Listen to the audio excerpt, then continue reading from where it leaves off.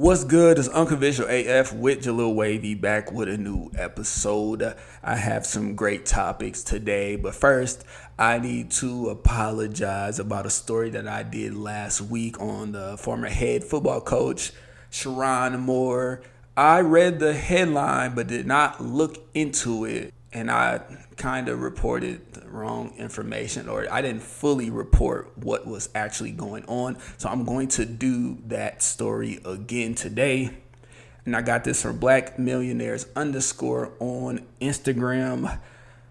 Former Michigan football head coach Sharon Moore, felony charges dropped after the judge ruled that his mistress was not a victim of stalking. After evidence was presented in court, he was set up and cops withheld evidence. And on the post, it says that he took a plea deal in the case, pleading to no contest on 2 misdemeanor charges. Moore had originally been charged with third-degree home invasion, misdemeanor stalking, and misdemeanor breaking and entering. As a part of the agreement, those charges were dropped and replaced with 2 new misdemeanor charges: malicious use of a telecommunications device in a domestic relationship, and trespassing. It says his attorney said that the deal included the dismissal of the original 3 charges. She argued that the initial accusations were not supported by facts or law, that the dismissals confirmed concerns the defense had about the investigation from the start, and he is scheduled to be sentenced on April 14th. So yeah, I had to do that story over because I did not do my due diligence. So I was like, I have to do better. But moving along to fun stuff. On the Brilliant Idiots podcast, hosted by my favorite Charlamagne the God and a comedian that I love, Andrew Schultz, they were having a conversation about Jay-Z's GQ magazine interview where he was talking about the state of hip-hop as far as the rap beefs go. And then that led them to talk about Drake versus Kendrick Lamar and then Drake versus Meek Mill. And they said, Charlamagne said that Meek Mill never recovered from his beef with Drake. And then Meek Mill posted the video on his Instagram responding to it. I'm not gonna lie, I'm not going to really read what Meek Mill was saying because there was no punctuation. It was poorly written. It was terrible. And I'm a big fan of Meek Mill. I love his music. He is in my top 4 favorite rappers list of all time. But I'm just not gonna do that to myself on this podcast. But he did mention that, since the Drake beef, he has went platinum a bunch of times. Great albums, great songs, great EPs. He listed his accolades, the stuff that he's doing in the community. And I will say, as a Charlamagne the God fan and a Meek Mill fan, they both made valid points. Meek Mill has not been the same in the public's eye since that beef. The whole Twitter fingers, he has kind of became sort of a joke on social media as far as like Twitter, pictures, memes and stuff. So I understand where Charlamagne was coming from. But I can say musically, Meek Mill is doing just fine. I am a diehard Drake fan. I say that all the time. And I didn't even become a fan of Meek Mill's music until that beef happened. And it's not because he did a great job. Let's be real. We all saw that shit. It was an ass beating. Like, what y'all say Kendrick did to Drake is really what Drake did to Meek Mill. We don't even remember the songs from that beef versus Drake. We remember Charged Up and Back to Back because that's what Drake did. And Meek Mill was on Twitter. But I became a fan of his music after that beef. I started to listen to him more. The first album that dropped after that was Wins and Losses. That is a great album. It makes no sense. Why did I start listening to his music afterwards? But that's what happened. And Meek is one of my favorite rappers of all time. He don't miss with the EPs that he always drop in. He put out great singles. Championships was fire. Like, he puts out great music. I fuck with Meek Mill. But they both made valid points. And it would actually be nice for Charlamagne and Meek Mill to be able to sit down and talk about it, to hash things out. All right, here go a wild ass story. And I was shocked. I couldn't believe when I saw this. When I was at work, I saw the headline on WXIA. That's a local news station in Atlanta. And it said, Pooh Shiesty or Gucci Man kidnapped.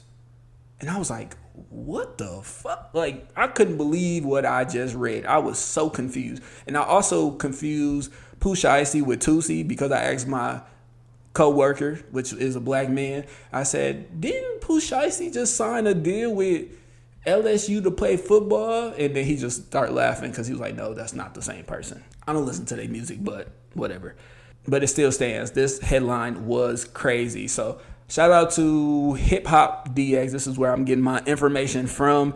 It says, Pooh Shiesty arrested for allegedly robbing and kidnapping Gucci Man at gunpoint. Now let's just pull over right there. When I hear kidnapping, I automatically assume that a bag was put over someone's head and they were picked up and dropped in the car and taken to an undisclosed location. So when I saw that, I said, how did someone kidnap Gucci? We know Gucci for being like banging. We know Gucci. So I'm like, who could get away with picking this man up and putting him in a vehicle? But that's not what happened. So according to Hip Hop DX, it says Pooh Shiesty, along with his father and another rapper, Big 30, who I do not know, has been arrested for allegedly robbing and kidnapping at gunpoint Gucci Man and two others earlier this year. So this happened in Dallas, Texas on January 10th. It says, when the three men entered the studio, Shiesty and his crew executed a coordinated armed takeover. The DOJ claims Shiesty allegedly pulled out an AK-style pistol and forced Gucci to sign contract termination paperwork, releasing him from his deal. And then, I don't know, Back in Blood, I don't know who that is. I'm going to guess that's Shiesty. He was accused of stealing Gucci's wedding ring, watch, earrings, and cash. And then it says the remaining defendants allegedly brandished firearms and robbed the other victims of Rolex watches, jewelry, cash, and other high-value items, as Big 30 barricaded the studio door with his body to prevent them from leaving. And then it says the victim, referred to as MM, was even choked to near unconsciousness during the incident.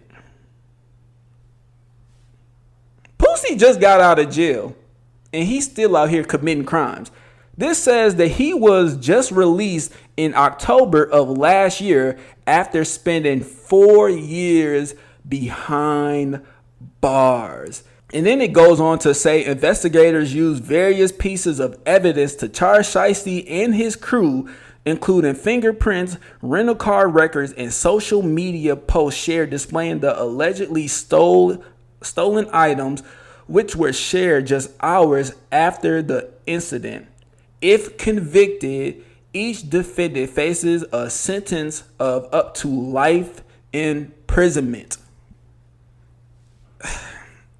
The thing about this is you look at, I don't know, Pooh Shiesty, Big 30, I don't know. I guess they like successful rappers.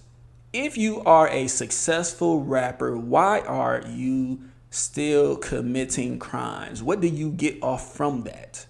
And we know Gucci Man for, I think he has a body. He will check somebody. You know, Gucci Man was known as somewhat of a boogeyman back in the day before he went to prison and he got himself right, came out with a nice chest and abs and got nice teeth and skin is glowing and people think he's a clone still to this day. People still think Gucci Man is a clone. But Gucci Man, I just hope he cooperates because he is a civilian. He is an author, a husband. He has kids. He is a civilian. And he does not have to participate in the street code of not snitching. Let them niggas rot in jail for what they did and go on about your happy, merry, safe life.